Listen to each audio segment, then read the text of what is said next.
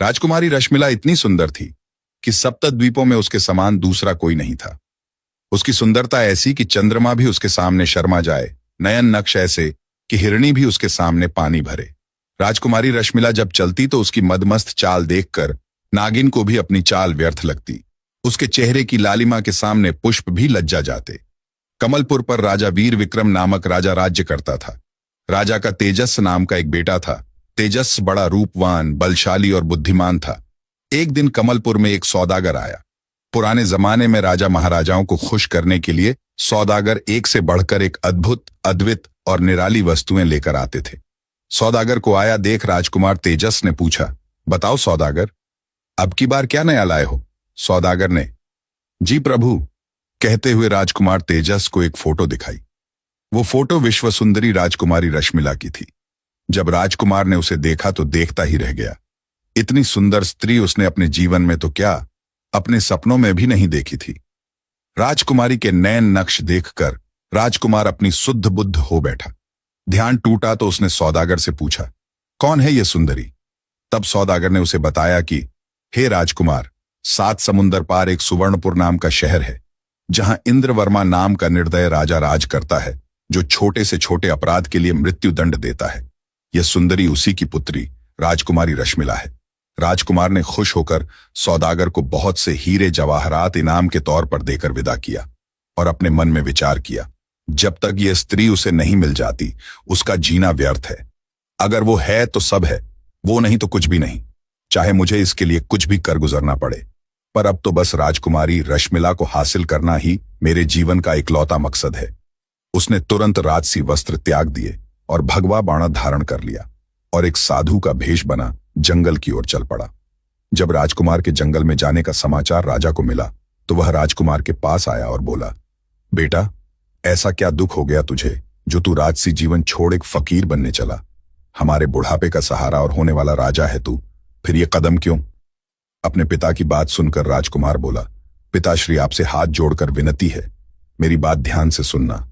मेरे मन में अब रश्मिला बस चुकी है, मुझे उसके सिवाय और कुछ भी नहीं दिखता। राजा बोला, बेटा, तुम समझदार हो, क्यों नादान जैसी बात कर रहे हो? आज तक रश्मिला के द्वार पर जो भी गया वह वापस लौटकर नहीं आया। उसके चक्कर में पता नहीं कितने ही अपनी जान से हाथ धो बैठे। पिता की बात को सुनकर राजकुमार बोला, पिताजी, अब मुझे रोकने की कोशिश मत करिए, अब मैं रुकने वाला नहीं। अगर मेरे शरीर में प्राण है, मैं जीवित हूं, तो मैं जरूर जाऊंगा। इतना कह राजकुमार तेजस वहां से चलने को हुआ तो उसकी माताजी वहां आ गई और बोली, मेरे लाडले, तेरे बिना मैं तड़प तड़प कर मर जाऊंगी।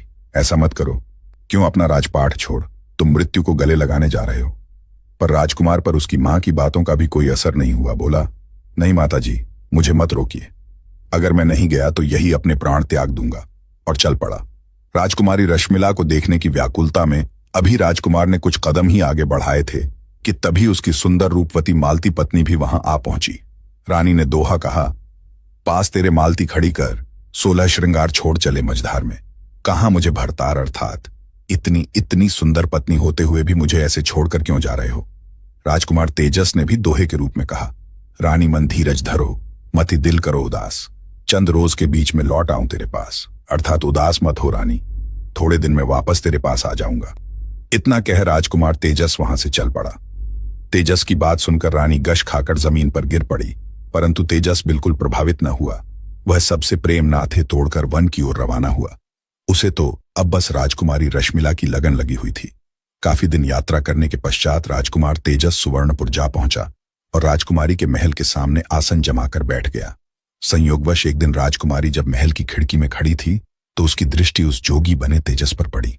राजकुमार तेजस तो बावला हुआ, पता नहीं कितने दिन से इसी पल के इंतजार में वहीं टकटकी लगाए देख रहा था।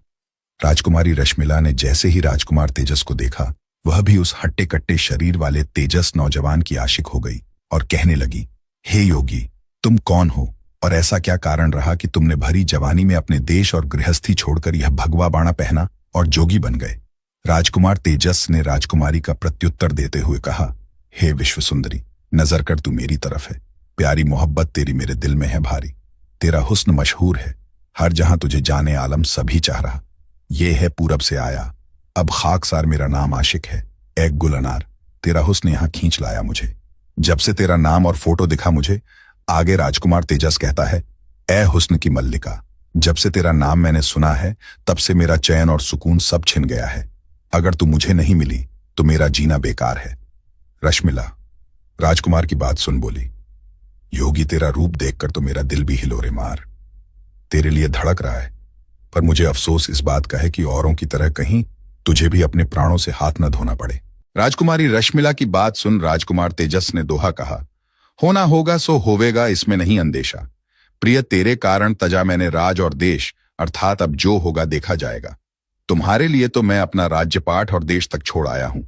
राजकुमार तेजस की बात सुनकर रश्मिला बोली, ऐ जोगी, मेरे प्रेम में तेरे प्राणों का भी खतरा है, क्योंकि जो भी मुझसे प्रेम करता है मेरे पिता उसको मरवा देते हैं या फिर उसे सदा के लिए कैद कर लेते हैं।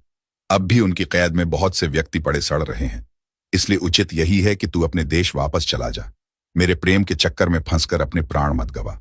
यह सुनकर तेजस ने उत्तर दिया, तेरा इश्क मुझको लाया यहां, भला अब कहो तो मैं जाऊं कहां। ये डर अपने दिल में लाता नहीं, बिना लिए तुझको मैं जाता नहीं। दोहा कह तेजस बोला, हे राजकुमारी, मेरी परेशानी को थोड़ा ध्यान से देखो। तुम्हारे प्यार की खातिर मैं मुश्किलों से लड़ते हुए बर्बाद हालत में तुम्हारे पास पहुंचा हूं। यह सुन रश्मिला ने खिड़की से एक रस्सी डाली, जिस पर चढ़कर खुश होता हुआ राजकुमार तेजस राजकुमारी के महल में प्रवेश कर गया। उसे अपनी किस्मत पर नाज हो रहा था। राजकुमार के ऊपर आते ही रश्मिला उसके गले में बाहें डालकर कहने लगी, हे हसीन नौजवान, तुझसे पहले भी पता नहीं कितने ही मेरे आशिक आए और मेरे पिता के दंड की भेंट चढ़ गए, कितने ही मौत के घाट उतार दिए गए, कितने ही जेलों में बंद पड़े हैं, पर पता नहीं क्यों ना कभी किसी के लिए मेरे अंदर के जज्बात जागे और ना ही उनकी सजा पर मेरा हृदय पसीजा। पर तुम्हारी बात कुछ और है, तुम उन सबसे अलग हो। तुम पहली नजर में ही मुझे भा गए। राजकुमारी रश्मिला के मुख से अपने लिए इतनी प्रशंसा सुनकर राजकुमार तेजस भी गदगद हो गया। उसे अपनी किस्मत पर यकीन नहीं हो रहा था कि राजकुमारी रश्मिला उसे इतनी आसानी से मिल जाएगी। दोनों का इश्क परवान चढ़ने लगा। अब तो राजकुमार तेजस ऐसे ही हर रात को राजकुमारी रश्मिला के पास आता और सुबह होने के करीब होती तो रस्सी के सहारे उतरकर चुपचाप दबे पांव महल से चला जाता। कुछ दिन तो सब ठीक ठाक चलता रहा। दोनों रात में मिलते और प्रेम लाभ करते। इस तरह दोनों ऐशो आराम करते करते बहुत दिन बीत गए। पर फिर एक दिन रात के अंतिम पहर में जब राजकुमार तेजस वापस जाने लगा तो कोतवाल ने उसे देख लिया और कहा, कौन है तू जो आधी रात को राजकुमारी के महल से आ रहा है? क्या चुराया है तूने? राजकुमार तेजस ने माफी मांगते हुए कहा, नहीं कोतवाल साहब, मैं कोई चोर नहीं हूं। पर कोतवाल पर उसकी बातों का कोई असर नहीं हुआ और तुरंत सिपाहियों को बुला उसे पकड़वा दिया और कहा, ले जाओ इस बदमाश को, इसने सारी प्रजा को परेशान कर रखा है। सुबह हुई तो राजकुमार तेजस